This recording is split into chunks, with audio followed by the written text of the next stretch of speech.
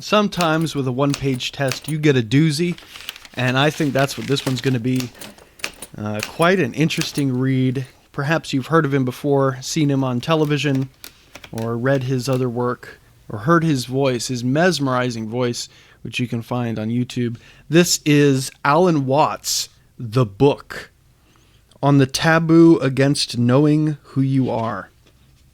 And I'm going to skip any sort of introductory or prefatory material. We're going to start right at chapter 1, which is called Inside Information.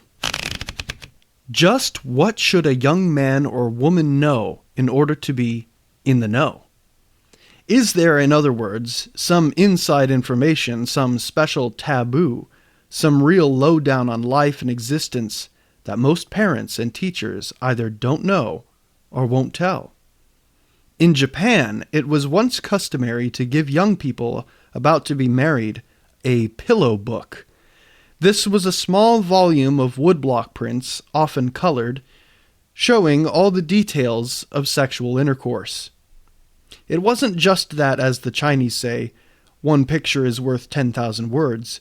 It was also that it spared parents the embarrassment of explaining these intimate matters face to face. But today in the West, you can get such information. And it trails off already at the first page. And I gotta say, what an opening. This book is sort of giving you the lowdown on life, and already Watts is indicating that he is not going to shy away from saying it how it is. And what he's going to say is perhaps going to be transgressive. It's going to stir the pot a little bit. And so I like this as an opening. He's already jumping right into the taboo of the pillow book and sort of using it as an analogy for what he's about to say. And so I'm absolutely going to continue reading this. I think that's a great way to begin a first page. And also, some might say it's shock for shock's sake. But I suspect it might not be, because based on what I know about this book, I think the idea of the book, it's sort of weird. The book is called The Book, but the thing about the book, well, I'll read from I'll do what I normally don't do, but I'll give you a little bit of the back of the book. It says, growing up, we learned to view ourselves as distinct and separate from the world around us, but this sense of alienation from other people, places, and things is dangerous. It makes us naturally skeptical of that which is not us, and drives our need to violently subjugate the natural world to our wishes. Here, Alan Watts draws on the ancient Hindu philosophy of Vedanta to explain what self really means, showing that we are part of the world, not apart from it. An essential work of philosophy, the book makes clear that our sense of separation is a myth, and that the self is in fact the root and ground of the entire universe.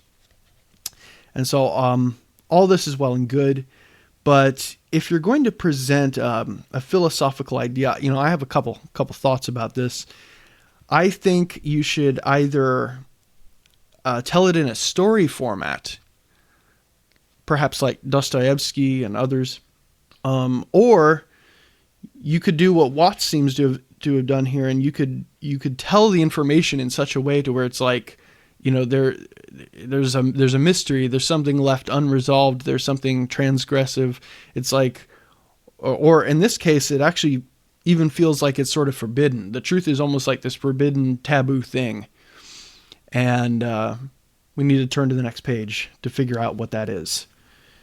And so it's great if you can convey your information rather than just cold hard facts, but to sort of weave it in with all these storytelling elements. I'm going to keep reading this one. I think this is very interesting. Let me know what you thought. Have you read or heard Alan Watts before? What did you think? And I'll see you in the next one.